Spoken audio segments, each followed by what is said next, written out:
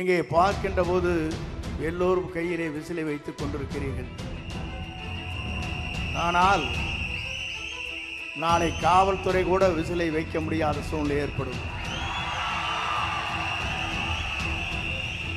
அதை போலதான் பேருந்திலே பயணம் செய்கிற போது கண்டக்டர் விசில் அடிக்க மாட்டார்கள் என்ற நிலையும் உருவாகும். 2 நாட்களுக்கு முன்னாலே நிகழ்ச்சி நடைபெற்றது. அங்கே பார்க்கின்ற போது 1000 ரூபாய் ஒரு ஆளுக்கு. தொலைதூரத்திலே வந்த தாய்மார்கள் தூங்கிக் கொண்டிருந்தார்கள். இவர்கள் விவரமாக பேசினார்கள். திராவிட முன்னேற்ற கழகத்தை வீழ்த்துவோம் என்று குரல் கொடுத்தார்கள். ஒருத்தர் கைதட்டல. ஆனால் திராவிட முன்னேற்ற கழகத்தை வீழ்த்தக்கூடிய ஒரே தளபதி நம்முடைய தளபதி தான். 10 கூட்டணி 8 கூட்டணி இதையெல்லாம் தூள் தூளாக்குற சக்தி யாரிடத்திலே இருக்கிறது என்று சொன்னால் வெற்றி கழகத்துடைய தலைவராக மட்டுமல்ல, எதிர்கால தமிழகத்தை ஆளப் போகிற நம்முடைய தமிழக முதலமைச்சருக்கு தான் அது உண்டு. பல தலைவர்களை பார்த்துவிட்டு இங்கே வந்திருக்கிறேன். புரட்சி தலைவரை பார்த்தேன்.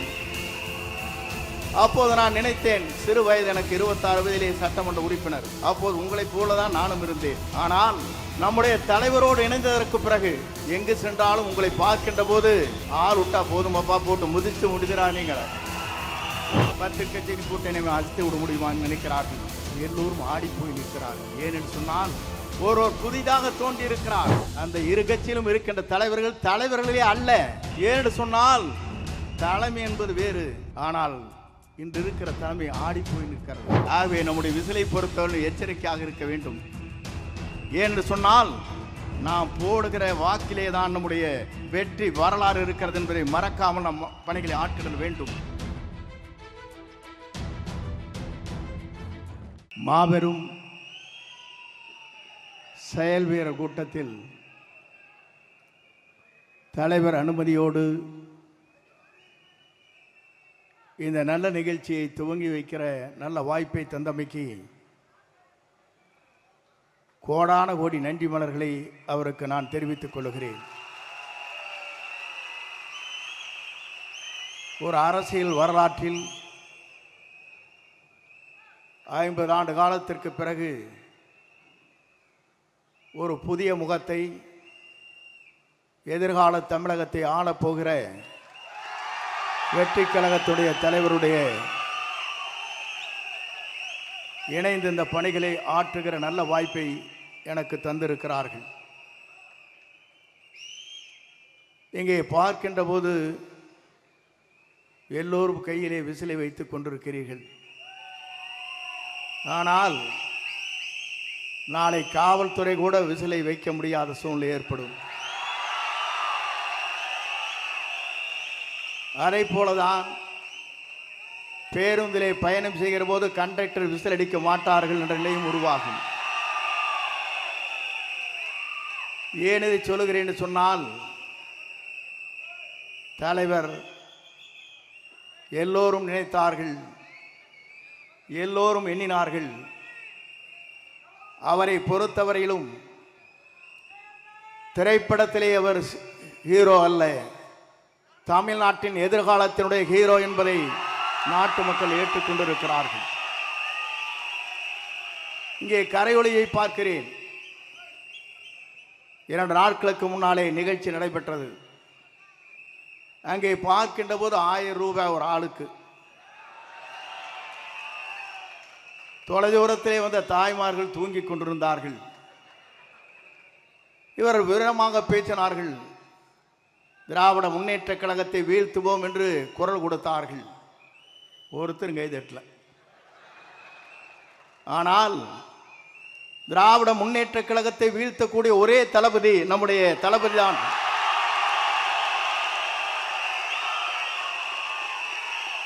ஏன் இதை சொல்லுகிறேன் என்று சொன்னால், 10 கூட்டணி 8 கூட்டணி இதையெல்லாம் தூள் தூளாக்குற சக்தி யாரிடத்திலே இருக்கிறது என்று சொன்னால்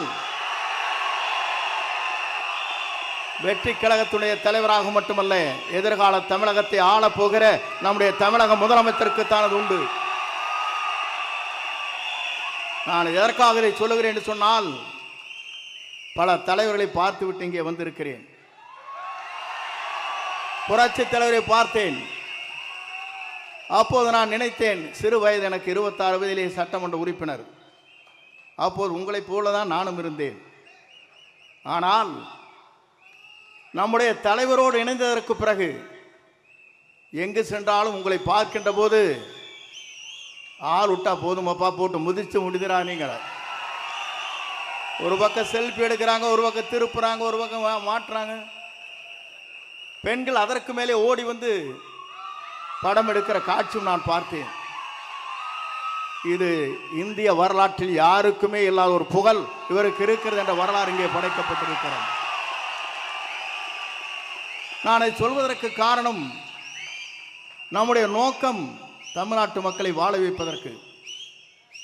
ஏறத்தாழ 1000 கோடி ரூபாய் வருவாயை வேண்டியதில்லை என்று சொல்லிவிட்டு மக்களை காப்பதற்காக ஒரு தலைவர் இங்கே வந்திருக்கிறார் என்று சொன்னால்,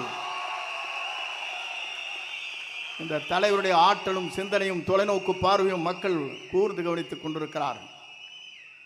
நான் அதை சொல்வதற்கு காரணம், பல இடங்களுக்கு செல்லுகிற போது சொல்வார்கள், இங்கே எந்த வீட்டை எடுத்துக்கொண்டாலும் நமக்கு தான் ஓட்டு. திமுக கார வீட்டில் கேட்டாலும் நமக்கு தாங்கிறாங்க. வேற கட்சி ஆரை கேட்டால் நமக்கு தான் ஓட்டுங்கிறாங்க. எந்த கட்சியை கேட்டாலும் அவருக்கு ஓட்டு போடுவாங்க, நாங்கள் மட்டும் தளபதிக்கு தான் ஓட்டு போடுவோங்கிறாங்க. இது ஒரு அதிசயம் எங்கே இருக்கிறது என்று சொன்னால், இந்தியாவிலே இருக்கின்ற அத்தனை பேரும் கூர்ந்து கவனித்துக் கொண்டிருக்கிறார்கள். நான் ஒன்றை சொல்ல விரும்புகிறேன். டெல்லி இருப்பவர்கள் விமானத்தில் இங்கே சென்னைக்கு வருகிறார்கள். டெல்லியில் இருக்கிற இங்கே இருக்கிற துரித ரயிலில் இங்கே சென்னைக்கு வர முடியும், காரிலும் வர முடியும்.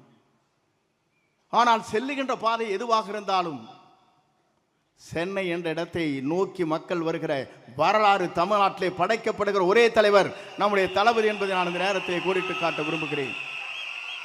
எல்லோரும் சொன்னார்கள், இஸ்லாமிய பெருமக்கள் சொல்வார்கள், இறைவனிடம் கையேந்துங்கள், அவனை இல்லை என்று சொல்வதாக. இந்து மதம் சொல்லும், கேட்பதை கொடுப்பவனை கிஸ்ஸா கிஸ்ஸா என்று சொல்லும். அதே போல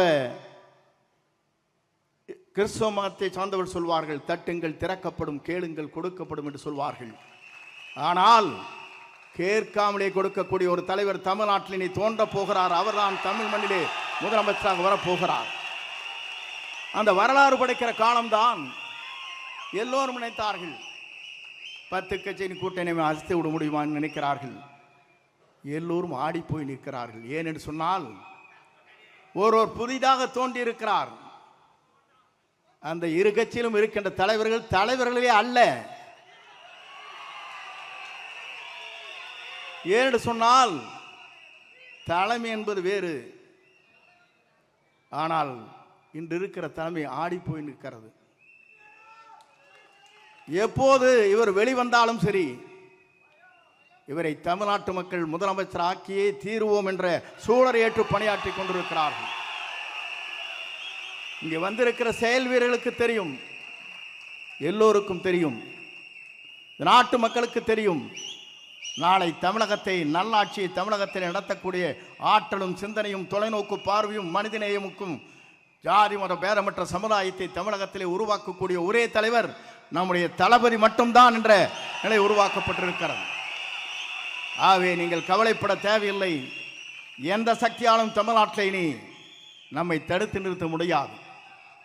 அவர் வருவதை எந்த சக்தியாலும் தமிழ்நாட்டின் மண்ணிலே அவர் முதலமைச்சர் ஆவதை எந்த சக்தியாலும் தமிழ்நாட்டிலே நிறுத்தி விட முடியாது. அதைத்தான் நாம் இங்கே காணுகிறோம். நமக்கு கிடைத்திருக்கிறது விசில் சின்னம். நாம் எச்சரிக்கையாக இருக்க வேண்டும். தூங்கிக் கொண்டிருந்த இடத்திலே காதிலே சென்று விசிலை அடித்து விடாதீர்கள், மோட்டு போய்விடும். பஸ் ஸ்டாண்டிலே வயதிலே இருக்கின்ற தடுமாறி கொண்டிருக்கிற பெரியவர் இருக்கின்றத்திலே திடீரென்று விசில் அடித்தால் அவர் தடுமாறி போய்விடுவார். ஆகவே நம்முடைய விசிலை பொறுத்தவரை எச்சரிக்கையாக இருக்க வேண்டும். ஏன்னு சொன்னால், நாம் போடுகிற வாக்கிலே தான் நம்முடைய வெற்றி வரலாறு இருக்கிறது என்பதை மறக்காமல் நம் பணிகளை ஆற்றிடல் வேண்டும். இங்கே வந்திருக்கிற நீங்கள் அத்தனை பேரையும் நான் காணுகிறேன். உணர்ச்சி வசமாக இங்கே இருக்கிறீர்கள். 1000 கொடுத்து அங்கே கூட்டுகிறார்கள். 1 ரூபாய் கூட இல்லாமல் இங்கே கூடப்படுகிற கூட்டத்தை பார்க்கிற போது நம்மை வெல்வதற்கு எந்த சக்தியாலும் இனி தமிழகத்திலே இல்லை என்ற வரலாறு படைக்கின்ற காலமாக அந்த காலம் அமையும்.